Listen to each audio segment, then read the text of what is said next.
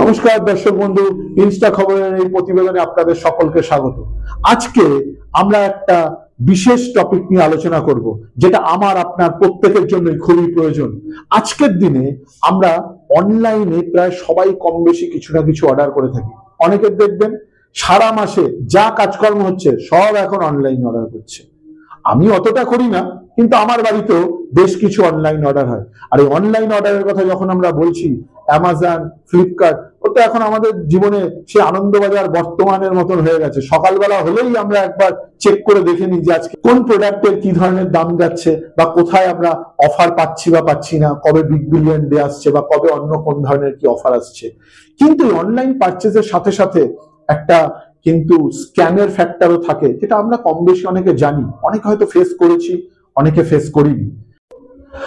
আমি আগের বছর একটা শার্ট পারচেস করেছিলাম অনলাইনের মাধ্যমে। তো আমি দেখলাম শার্টের যে কোয়ালিটি ছিল, কিন্তু আমার কাছে যখন ডেলিভারি হলো, আমি খুলে দেখলাম, তখন কিন্তু আমি কোয়ালিটিতে অতটা হ্যাপি হতে পারলাম না। তারপরে আমি যখন রিটার্ন করতে চাইলাম, দেখলাম ওরা রিটার্ন নিল না বা আমাকে রিফান্ড করে দিল না। কারণটা কি যখন জানতে চাইলাম, তখন বলল, স্যার আপনি যখন বক্সটা ওপেন করছেন তখন যদি আপনি রেকর্ড করে রাখতেন, রিটার্ন করার সময় ওই রেকর্ডিংটা দিয়ে ওদেরকে যদি আমি রিটার্ন সাবমিট করতাম, তাহলে ওরা ওটাকে অ্যাকসেপ্ট করতো। যাই হোক, জানা হলো। তো এই ধরনের অনলাইনের প্রবলেম বা অনলাইন স্ক্যাম জিনিসগুলো কিন্তু ছিল, কিন্তু সেই জিনিসগুলো অনেকটা কমেছে। কারণ এখন সবাই যখন অনলাইনে অর্ডার করে, তারপরে যখন ওপেন করে, তো রেকর্ডিং করে রাখে, যাতে অন্য ধরনের কোনো জিনিস যদি পাওয়া যায় বা তার চাইতে বাজে কোয়ালিটির কোনো জিনিস হয়, যাতে রিটার্ন করতে পারে এবং তার জায়গায় সে যে জিনিসটা অর্ডার করেছিল সেই জিনিসটা যাতে পেতে পারে।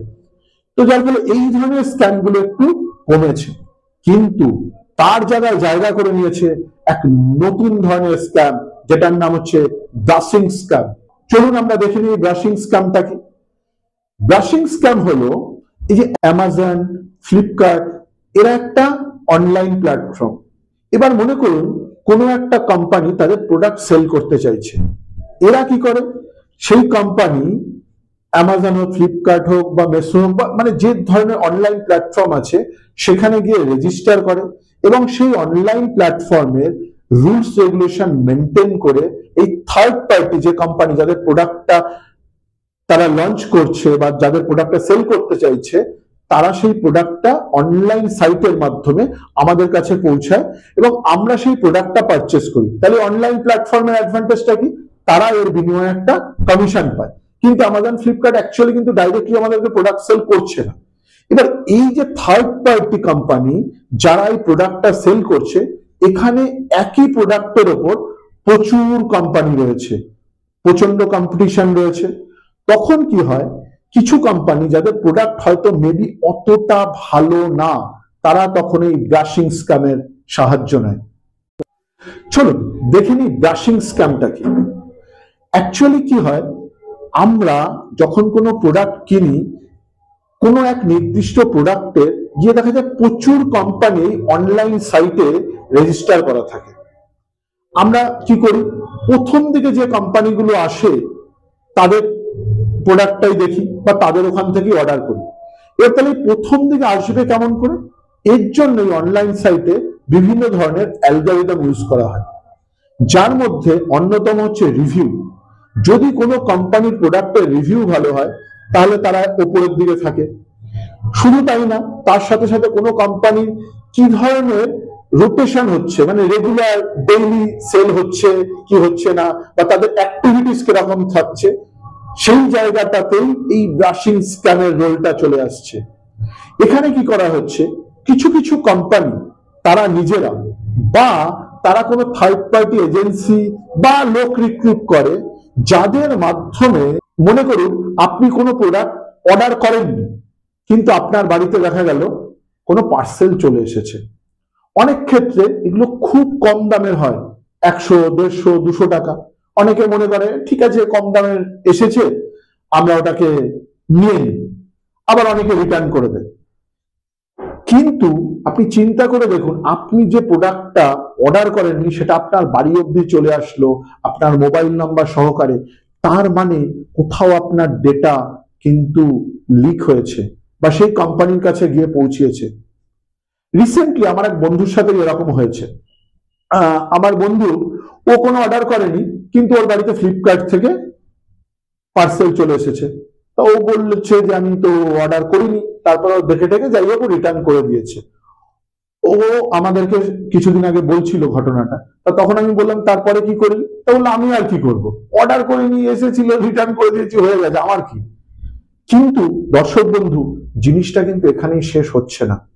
যখন আপনার নাম করে বা আমার নাম করে কোনো অর্ডার হচ্ছে, তার মানে কি আমাদের ডেটাগুলো সেই কোম্পানির কাছে রয়েছে এবং ডেটা লিক হচ্ছে। তারা কি করছে? এই আমাদের নামগুলো ইউজ করে সেখানে অ্যাকাউন্ট ওপেন করছে এবং সেই অ্যাকাউন্টের মাধ্যমে অর্ডার করছে, এবং শুধু অর্ডার করছে তা না, এই অর্ডার করার পরে সেখানে আবার ভালো ভালো রিভিউও দিচ্ছে। এটার আপনি বিজনেসটা চিন্তা করুন, ইম্প্যাক্টটা চিন্তা করুন। আপনি অর্ডার করেননি, আপনি নিলেন না, ভালো কথা। আমি অর্ডার করিনি, আমি নিলাম না, ভালো কথা। কিন্তু যারা ফিউচার বায়ার্স আছে বা অনেকে আমরা যারা রিভিউ দেখে কোনো প্রোডাক্ট অর্ডার করি, তারা কি হবে? এই প্রোডাক্টটা কিন্তু অলরেডি চলেনি বা হয়তো প্রোডাক্ট অতটা ভালো না, কিন্তু যারা ফিউচার বায়ার তারা ওই রিভিউ দেখে ওই প্রোডাক্টটাকে অর্ডার করছে। তার মানে কি এটা এক ধরনের যে প্রোডাক্টটা চলার কথা ছিল না সেটাকে স্ক্যাম করে চালানো হচ্ছে। শুধু তাই নয়, এই যে ডেটাগুলো লিক হচ্ছে, এই ডেটাগুলোকে কখন কিভাবে ইউজ করা হবে আমি আপনি কিন্তু জানি না। অন্য কোনো অপরাধমূলক ষড়যন্ত্র হতে পারে, বা আজকাল তো বিভিন্ন ধরনের ব্যাংকিং অ্যাকাউন্টে ফ্রড হয়, সেখানেও হতে পারে। সুতরাং আমি এটা বলবো দর্শক বন্ধু, খুব সাবধান অনলাইন অর্ডার করার আগে, খুব সতর্ক থাকুন কিন্তু। আর যদি এই ধরনের কিছু আসে তাহলে কি করবেন? যেটা করা উচিত, প্রথম কথা হচ্ছে সেই পার্সেলটা আসলে, যে পার্সেল আপনি অর্ডার করেননি, যে জিনিস আপনি অর্ডার করেননি সেই জিনিসটাকে নেবেন না, সেই জিনিসটাকে রিটার্ন করে দিন। কিন্তু শুধু রিটার্ন করলে চলবে না, তার সাথে সাথে যে ডেলিভারি বয় এসেছিল তার নাম্বার নিন, সেই প্রোডাক্টটার ফটো নিন, সেই ডেলিভারি বয়ের ফটো নিন। তারপরে আপনি আপনার সংশ্লিষ্ট যে অথরিটি আছে, local police station, cyber crime, এদেরকেও জানান। এবং তার সাথে সাথে যে অনলাইন প্ল্যাটফর্ম থেকে এসেছিল, সেটা অ্যামাজন হোক, ফ্লিপকার্ট হোক বা যে প্ল্যাটফর্মই হোক, তাদেরকেও জানান। কারণ এটা যদি আপনি না জানান তাহলে কিন্তু আপনি ভাবছেন একটা অর্ডার ফিরিয়ে দিলাম, একটা অর্ডার ফিরিয়ে দিয়েই কিন্তু আপনি সুরক্ষিত নন, আপনার ডেটা কিন্তু অলরেডি কম্প্রোমাইজ হয়ে গেছে। এবং শুধু তাই না, ফিউচার যারা বায়ার রয়েছে তাদেররাও কিন্তু সুরক্ষিত নয়। তো সুতরাং এই ধরনের জিনিসের থেকে সাবধান থাকুন। কারণ এখনকার আমরা যে পৃথিবীতে রয়েছি, এখানে আমরা অনলাইন ছাড়া বাঁচতে পারবো না। কিন্তু এই চলার পথে চলতে গেলে সাবধানতা অবলম্বন করতে হবে। এই ভিডিওটি দেখার জন্য অসংখ্য অসংখ্য ধন্যবাদ। আর যদি ভিডিওটি ভালো লেগে থাকে তাহলে অবশ্যই কিন্তু লাইক করবেন, আর এই ধরনের ভিডিও আরো পাওয়ার জন্য সাবস্ক্রাইব করবেন। আর আপনার যদি কিছু বক্তব্য থাকে কমেন্ট বক্সে জানাতে কিন্তু ভুলবেন না। ধন্যবাদ।